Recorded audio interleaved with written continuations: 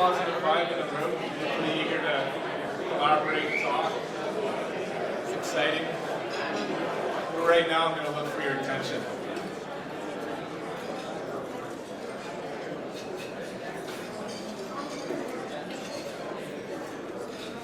I hope you won't mind that I'm... My name is Mark Henry. I'm the president of the Yellowknife Chamber of Commerce. I just wanted to thank everybody for coming out. Definitely a great vibe in the room. I think a sold-out crowd, eager to find out, think about our community, plan for the future. Ben Hendriksen, Mayor of Yellowknife, is here to project that, provide that insight. You know, it's interesting. We're at an interesting time. There's lots of change taking place, and I think as a business community, we all feel that. As a business community, we're always looking for what comes next. We're looking into the future. We're all protecting our businesses to make sure that we're sustainable. And so with uncertainty, there's always a little bit of uncomfortableness that comes with that. It was interesting. I was having dinner with the family last night, and I had a phone call, which I normally don't answer, but it was my dad, so I picked it up. And he was all fired up. He was all excited. He was listening to As It Happens. And some guy was like, "Do you know this Kenny guy?" And I was like, "Yeah, I know who Kenny is." Sorry, Kenny Ruptash. Not everybody knows who you are. But yeah, so Dad's who's a long-time business person here. He's played the game, retired, living life, happy. You know, he feels the same thing. There's uncertainty what comes next. But you know, Kenny was on national radio show talking about the excitement, the vibe that we currently feel here in Yellowknife, in the Northwest Territories, about the prospect of a major piece of infrastructure, Canadian infrastructure, that could be built. You know, listening to the Minister on Caroline this morning on the radio talking about the program or the prospects, and you know, it's an incredibly exciting time. It's like the CP rail of the nation, the original nation building. So, you know, with lots of uncertainty that does exist, we certainly are in a changing times. But Yellowknife is a center of government. There's stability that comes with that. The federal government has a vision for the North. They're talking about investments in the North. They've been investing in the North, and Yellowknife in particular, since our inception, 1930. And we've got billions of dollars worth of infrastructure, airports, hotels, private sector, trucking laydown areas. We're well positioned to support a major piece of infrastructure. This is exciting. So I think the key message is it's really important about the investment, the vibe that exists, and it's up to us to really push that. You know, we can focus on the things that we don't control. A shifting economy, things are changing. There's lots of uncertainty. But I think there's lots of reasons to be optimistic. And I think it's important because the investment vibe in the community is just as important as the community is. And you see that, you see movement, you see major investments. Nunastar investing in our downtown core. That's exciting for a number of different fronts. But it's also an indicator to those of us who are deciding whether we invest in our businesses and push forward, whether we stay here long term. These are all really important aspects of ensuring that there is a positive business environment here. So just wanted to introduce Ben Hendriksen, the mayor of the city, who's going to give us the state of the city, which is I think exciting at an exciting time for the community.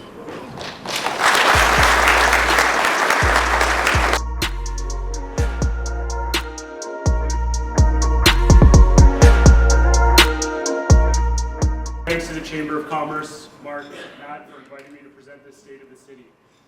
I want to start by acknowledging that we are located today in Chief Dry Geese territory. From time immemorial, it has been the traditional land of the Yellowknife's Dene First Nation. As the city of Yellowknife, we respect the histories, languages, and cultures of all other Indigenous peoples, including the North Slave Métis and all First Nations, Métis, and Inuit, whose presence continues to enrich our vibrant community. Over the past few years, and as we look to the future, as Mark was saying, we are experiencing numerous challenges, changes, and opportunities. As the economic, national, and geopolitical world around us continues a seemingly endless churn, we need to write a new playbook for Northern prosperity. Before I go and dive in too far, I think you probably should know a bit about me and who I am as mayor, considering I did kind of jump into this role in a, shall we say, non-traditional way. So what a lot of you may see in a lot of the comments that I hear around town is that I am a seemingly progressive politician with long hair, who bikes and walks everywhere. And while my record on council is definitely partially that, I do focus a lot on transportation issues and social and process fairness. My friends and family would kind of find it funny that I'm determined to be a progressive by a lot of people. They would find that quite funny. My parents, oh, you moving the mic yet? I'm sorry. Yep. My parents raised my sister, brother, and I in Southern Ontario on a household income of what today would be about $60,000. They worked really hard, working full-time jobs, and also running a family landscaping business. I helped rake the leaves and did other odd jobs for that landscaping business as a kid for the occasional payment of a Happy Meal. I then worked in my uncle's greenhouse in my early teens and started saving for university, which I would pay from my own cash, because as I said, there was no other support coming from anywhere else. My grandparents played a big role in my life, and you can see the emotional with the family stuff. I'll get out of that when we get into the work. One side grew up during the Great Depression in Canada, and the other side survived Nazi occupation in the Netherlands. I got my moral compass from them, and also learned that none of us can truly say that we are here because we did it alone. Today I present this 2025 State of the City with that political lens, but also just as one member of council who all bring our individual views, ideals, connections, and passions to Yellowknife. Since being elected in 2022, this city has focused on grounding its work in our strategic directions. At the heart of that is putting people first. That commitment has informed everything we do, from how we respond to emergencies, to how we plan our growth, and how we support our local economy. In our work since 2022, we have faced a lot of challenges as this council. In 2023, and again in the last few weeks, we've hosted evacuees from our neighboring communities, providing them shelter and support during their time of crisis. In 2023, this support came during the worst wildfire season in our living memory. At that time, we did something I never expected when I ran for council and was talking about things like transportation. We declared a state of local emergency and called on the business community, yourselves, to help protect our city. 2 days after we called that local state of emergency, we experienced a citywide evacuation, a moment that will be etched in all of our minds for the rest of our lives. The wildfires forced us to rethink how we respond to crises. Emergency preparedness and placing residents at the center of our planning is now a permanent part of how we operate as the city, both as ourselves and in collaboration with our neighboring communities in Dilo, Detta, and Betchacombe. After our return to Yellowknife post-evac, the first thing council did was commit to a publicly transparent and third-party review of our response to the wildfire season. Coming out of that after-action assessment, we have hired a dedicated manager of emergency preparedness, implemented our Voyant alert system, and invested in additional training for our emergency operations staff. We've also transitioned leadership at both our administrative and the political level. We've brought on Stephen Van Dyne as our city manager and gave our appreciation to Sheila Bassett-Kellett for her years of public service. And then, of course, we did have that switch where Minister Alty was elected to Parliament, and it's kind of nice having her in Ottawa now. That's why you're stuck with me here today. Always self-deprecating. Most recently, it's really nice to have invited our most recent colleague, Councillor Rob Foote, to council. Through all that churn in a little under 3 years, we have worked to stay focused on the future. While we have definitely been pushed off track as through all of those moments I've just described, with each change and challenge, our focus on creating a city that prioritizes the people who call this place home has not wavered. Ultimately, this council has asked itself time and again, is it enough to simply recover or to do better? We are doing our best to improve, and we need your help to do it. When we look at the economy, as Mark was saying, there's a lot of opportunity out there, but we also need to urgently adapt as a city, region, and territory again. While Yellowknife has been fortunate to have had massive deposits of gold and diamonds on its doorstep in the past, our mineral future looks like it will be tied to smaller, though hopefully more numerous critical mineral and rare earth deposits. Yet despite the risks and resources being spent by a handful of exploration and junior mining companies, these opportunities are not assured. In one of my first meetings as mayor, council unanimously passed a resolution calling on the governments of Canada and the NWT to support the Arctic Security Corridor as a project of national interest. This resolution signaled that the city will not stand by passively on subjects of regional and territorial economic significance that directly affect our future as residents of Yellowknife. It's great news to have heard yesterday in advance of this speech that it is something that looks like maybe one day, with continued hard work on behalf of everyone, that could happen. Going forward, the city is ready to work with all other governments and the chambers of commerce and mines to attract the investment needed to make this project successful. Last December, the city also passed another resolution highlighting Yellowknife as a reliable and welcoming community to Canada's armed forces. To this end, Council directed our administration to reach out to the Armed Forces, the Department of National Defence, as well as the GNWT and the Yellowknife Airport to facilitate potential investments, identify lands of interest, and to prioritize capital project plans. This year, we have finally taken the steps to also create our destination marketing campaign office through an agreement with NWT Tourism, and it was great to see Donna Lee here this morning. We're also committed to supporting Aurora College in whatever governance form its future holds, so that it can continue to offer rich learning experience with programs in Yellowknife. However, the most central part of our aspect of our vision is recognizing that Yellowknife serves not just as a city, but as a capital and meeting point for all residents and regions. This responsibility as the capital extends beyond our municipal boundaries. It calls on us to create meaningful partnerships with the GNWT, Indigenous governments, and other municipalities. We're actively building stronger working relationships with Indigenous governments and partners, including the YKDFN, the Clecho government, in particular with Betchicon, and the North Slave Métis Alliance. These relationships, both with their governments but also their investment corporations, are about recognizing that our collective prosperity depends on working together, sharing knowledge, and respecting the deep connections to this land that have existed since time immemorial.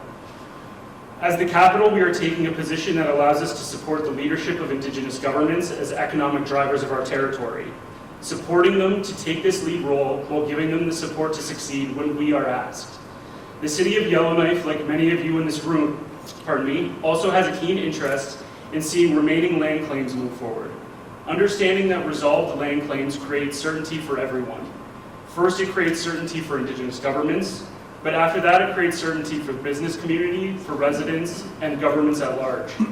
Settling land claims is foundational work that benefits our entire region and territory, and it's critical at this point of change now more than ever.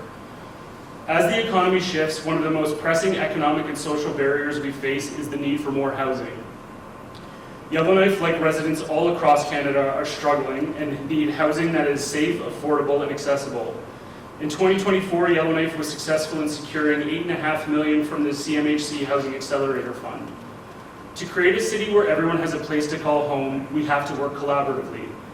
After significant engagement, we introduced new development incentives in 2024 with a focus on providing a variety of housing and density, particularly downtown.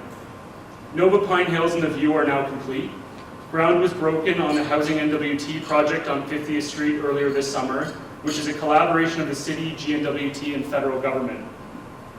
All of these projects increase housing supply on underused land, which is located on existing infrastructure, meaning that the capital and O&M costs to the city for those new developments are not increased substantially, thereby slowing the growth of tax revenue needed to build and maintain our city.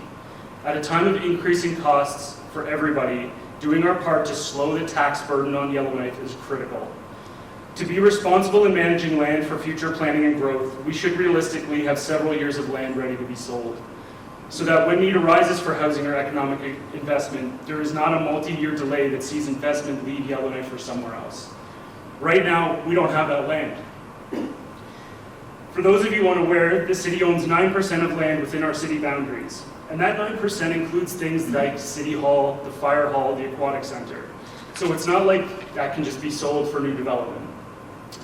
7% is in federal ownership, and approximately 75% of land in city boundaries is commissioner's land, with the rest in private ownership. The city has little influence at present on how to develop land outside of our ownership. We make policy statements and requirements in our community plan and zoning bylaws, but are limited by what we can actually get done on lands that we don't own. With regards to the amount of commissioner's land within city boundaries, there is in effect another city-sized amount of land that we don't own or have direct control over. I need to ask everybody in this room, do you think that that's being positive for us as a business community, us as the public? As part of Budget 2026, Council has asked admin to come to us with research and proposals about how to ensure that vacant lands in our city are utilized. The incentives we have are the carrots for development, but the other options that Council is seeking to understand are the stick side of the policy equation, so that we can disincentivize vacant land within parts of the city that are otherwise developed. I speak for a lot of Yellowknifers when I say that it is a really hard pill to swallow when we talk about building on cherished land, whether that's existing green space within neighborhoods, on publicly accessible areas near shoreline, or on greenfield development on the edges of our city, when there are several prime locations of vacant private and commissioner-owned land sitting unused within the existing built environment. To be honest though, the city's success at getting land to market hasn't been what any member of council had as our vision when we all got elected. Every one of us who serves the public on council spoke about the need to see a bulk movement of land from the GNWT to the city of Yellowknife. That goal of a bulk transfer now seems, quite frankly, out of reach. While I won't deny that as council and city admin, we need to up our own game when it comes to the speed of supporting housing and land development, what we truly need to meet the needs of Yellowknife and the territory is more land to move from the commissioner to the city. Since jumping into the mayor's chair, I can say that admin and I are actively and regularly speaking with the GNWT, including as part of their upcoming draft budget, and advocating to unlock some of those land opportunities. I've also obviously been lobbying our MP and former mayor to see ownership of underused federal lands moved to the city, as she knows these issues really well. Without land, we can't build housing or encourage investment for the people who are already here, or for the people we need to welcome north. Without people to power our economy, we can't take advantage of the economic opportunities in front of us. On land, my asks of every one of you in this room today comes in 3 parts. First, hold our feet to the fire as a city around improving our processes and customer service. Second, let the territorial government hear from the business community, not just me, not just council, that land needs to move to us so that we can plan for the city's growth and not be in a constant reactionary state of using postage stamp properties currently at our disposal in a desperate attempt to keep up with demand. And third, when working with the city, remember that we are working together. Just as you have requirements for your investments, the city has legal requirements that we must meet to ensure everything is solid from a regulatory standpoint. Though we need and can do more to remove this friction from our own processes, I guarantee you that the city is not trying to stifle growth, though unfortunately that is a sentiment I hear, and this is where, working together, we need to do better. Regarding the construction industry more broadly, the Aquatic Center, our city's largest capital investment in years, was recently completed, and we've welcomed thousands of visitors since its opening in May. The city's work to replace Lift Station 1 also started this summer. But we know there are still hurdles with all of this work. We're addressing these through the current community plan review and upcoming zoning bylaw amendments, including issues like work camp that need to be addressed to ensure that workers coming from outside Yellowknife have a place to stay when building our city, but without impacting our rental housing stock or taking from potential tourism investment by filling our hotels. Based on our permit data, the construction industry in Yellowknife is experiencing a downturn due to a combination of factors, including elevated interest rates, increased construction costs, supply chain challenges, and once again, I'll bring up land. While the downturn presents challenges, it also highlights a lot of opportunities. At present, one of the tools available for us to have these meatier policy discussions is the Mayor's Task Force on Economic Development. This task force, though, has not met in over 2 years. Leaving here today, I would ask everyone in this room, and I ask the Chamber specifically, and I let Matt know about this before I came on stage, I ask whether this city task force is the right platform for future conversations about business investment. I have to say that philosophically, and as someone who has worked in advocacy in past life, I have my doubts that the best place to lead and advocate for business investment is from City Hall or the Mayor's office. But that's a point I would like to hear from you if you agree or disagree, and how we can do this work better going forward. Despite the challenges, there's a clear sign of resilience in our local economy. Investment is being made. Properties are changing hands, and business licenses have increased year over year. While we've seen the closure of some long-standing establishments, we're also seeing new businesses open. As with a lot of small businesses across Canada, many are being opened and managed by new Canadians who have new ideas and new energy. Centre Square Mall is becoming more vibrant again. There are new tenants upstairs, and Nunistar has recently purchased the lower mall, bringing new opportunities there. Having a company that understands the challenges and opportunities of northern investment and who sees the potential in that space is great to see. Downtown revitalization is a clear priority for this council, as it has been for a lot of councils. But to prove it from us, we will be considering concrete actions for downtown investment through Budget 2026. We know that Yellowknife's success is linked to how safe and supported people feel in our community. The city continues to work with and support territorial and federal partners to address homelessness, social service gaps, and encampments, even though these areas are technically outside of our jurisdiction. Safer streets make Yellowknife more welcoming for our visitors, businesses, and all of us who call this place home. I think it's important to remember that we can't hold two truths in our head at the same time. We can and must be supportive and advocate on behalf of people living in our city who have more challenging lives than anyone who is sitting here today. We can also agree with the words of the Chief of Betchacon a few weeks ago, when she said that we need to do whatever we can to recognize the impact that drugs are having on NWT communities and use our frustration to mobilize for better outcomes. Through funding provided by the federal government Reaching Home program, the city is able to contribute $3.5 million annually to support organizations in Yellowknife that provide frontline services to the most vulnerable members of our community. Through another $887,000 in funding from Health Canada, we are also able to fund the Line Drive Street Outreach Program, which provides tangible and immediate support on the ground. This service reduces costs to the city, the territorial government, and federal government by respecting the precious time of emergency first responders. It also ensures the care and assistance that someone needs is the appropriate care and assistance that they actually receive.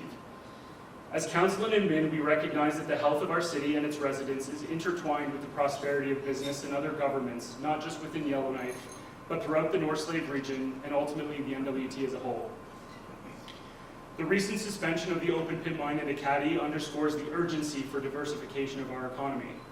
This recognition of both urgency and opportunity is why on August 25th, Council invited the leadership of the 4 local Indigenous development corporations to come and speak with Council about the short-term challenges and longer-term opportunities they see.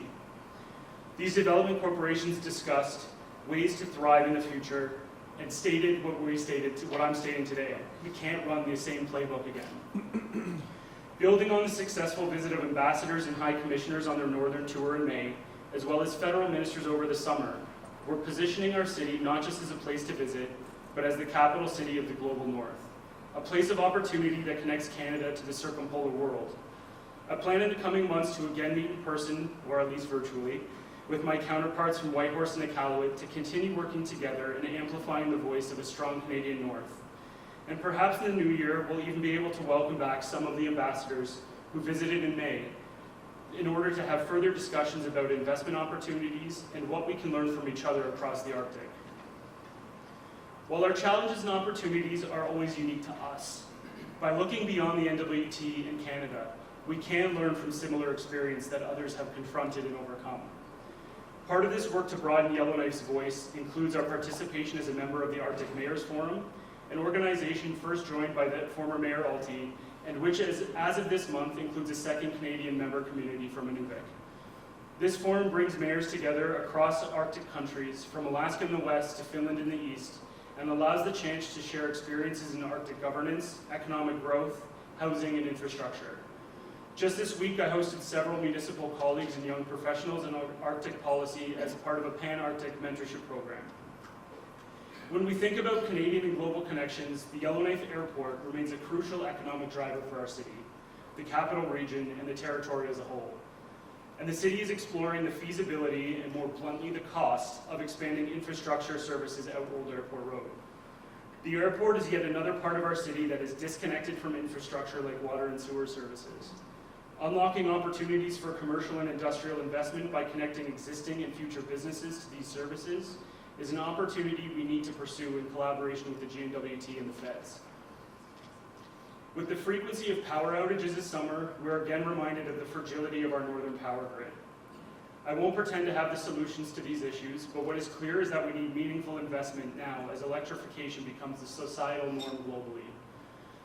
Put simply, we can't have a 21st century economy or 21st expectation of capital investment coming from outside the NWT or Canada, when much of the city and territory continues to operate on a mid-20th century infrastructure. There are other places for investment to go if we can't show the world that we're a modern 21st century Arctic city. While seeking economic opportunities, we also must not turn our back on the land we call home. It's all our responsibility to balance the realities and demands of modern life with the necessary respect for the land. As a city, our strategic directions promote initiatives that respect our environment, including reducing waste and protecting natural resources.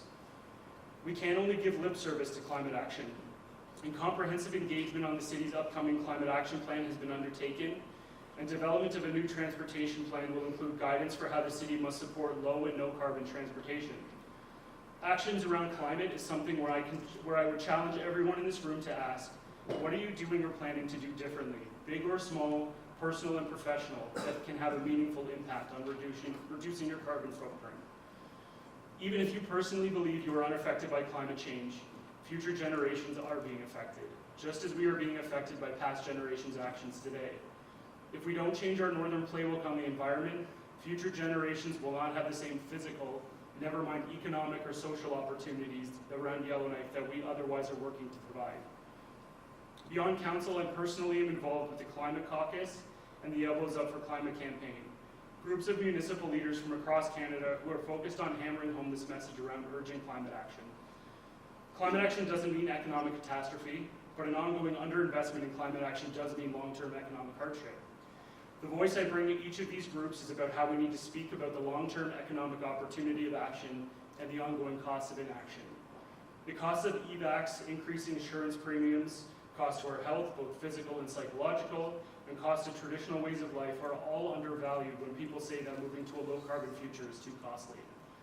In the NWT, only in 2023 wildfires alone, it cost in excess of $200 million to us.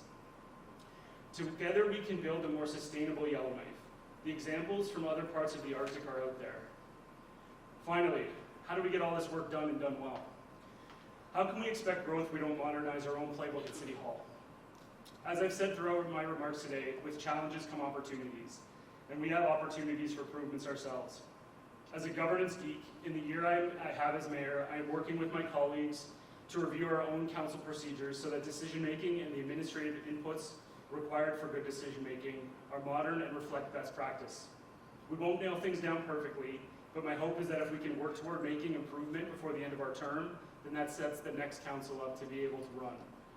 At the administrative level, the city manager is leading his staff through a much-needed org review to ensure our structures meet the needs of residents. Cities can't constantly change outside City Hall without the governments that serve them changing too. While those are modernization points of the internal workings, we are also working on public-facing service improvements, such as making our website more client-focused and advancing a new 311 service. Anyone who has ever communicated with City Hall knows the pain of dozens of potential emails and phone numbers to contact depending on your issue, and then being shunted somewhere else and getting another set of emails and phone numbers. The goal of 311 will be to create one front-facing point of contact for your engagement. 311 will be like Service Canada is for the feds. It's an ambitious change, but it is change that is needed and is part of our new playbook at City Hall. I'm coming to a close, so I want to thank you for your patience through these remarks. I hope I've authentically recognized both the challenges and opportunities we have. As someone who valued my now non-existent anonymity, and who, despite standing here today, still describes myself as an introvert. If I thought that things were perfect, I wouldn't have run for council in 2022 or put my name forward as mayor for 2025. I do this work because of the opportunities to improve life for Yellowknifers. When I think about the work ahead, my goal as mayor and for this council is to tackle as much of our current work plan as possible and ensure that the next council has a running start on many of the big issues I spoke about today and a solid platform on which to build. Though things may not be perfect, it's also true that this city, its people, and its business community are resilient. I fell in love with Yellowknife and chose it as my home because of the endless opportunity that exists here. I do my work because I believe that the opportunities so many of us can see can be transformed into reality. The oral and written history of the land that today we call Yellowknife shows that the people who have inhabited this place since time immemorial have weathered enormous challenges and always seem to come out stronger, more focused, and more unified. If we commit to working together, building one another up, and continue to welcome newcomers and acknowledge that the way we've always done things has got us this far, but always needs to evolve again, then we will continue to build the Yellowknife we're proud of. We'll be a capital city that remains strong and benefits all of the NWT, Canada, and the global Arctic. Yellowknife has rewritten its playbook again and again before. It's time for a new playbook for northern prosperity. Thank you. Merci, merci.